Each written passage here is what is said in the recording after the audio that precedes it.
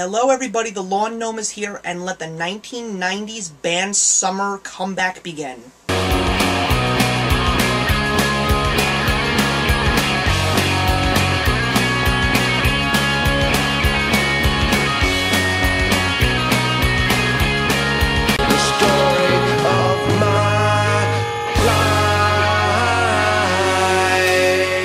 The 1990s were definitely the most diverse and original times in music history. While the 60s were more of a pioneer time period, the 90s, especially in the rock category, really shaped themselves into something quite interesting and widespread.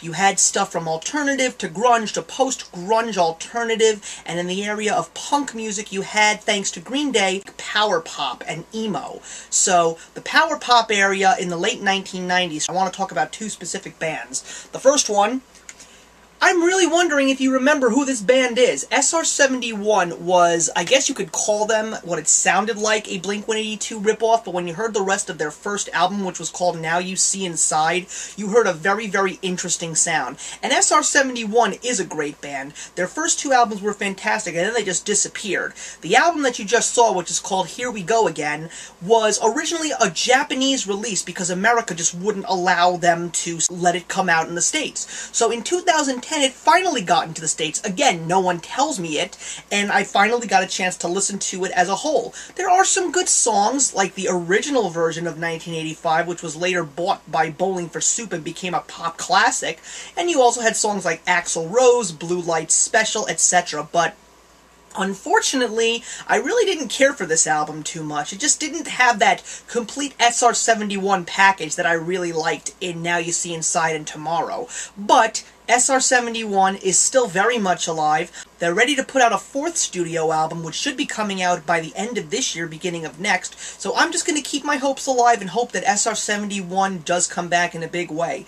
The next band I want to talk about is a band that you probably remember as well, Eve 6. They had the 1999 graduating song of Here's to the Night, and ever since then they came out with a not-so-great album, which is called Inside Your Head, and then again, like SR-71, they just disappeared. But Max Collins and the two guys who have been with him since their first release came out with Speak in Code, and this album is a true winner. I didn't know it was coming out until 3 months before they officially announced it, and I was just so excited to get my hands on it.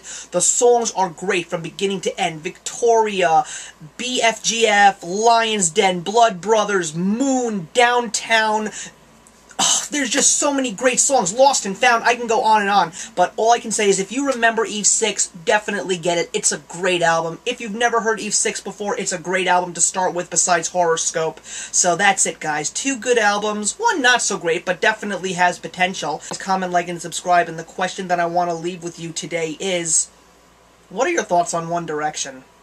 As far as I'm concerned, I don't see them going past 2013. I'm the Lawn Gnome, and remember that actions speak louder than words.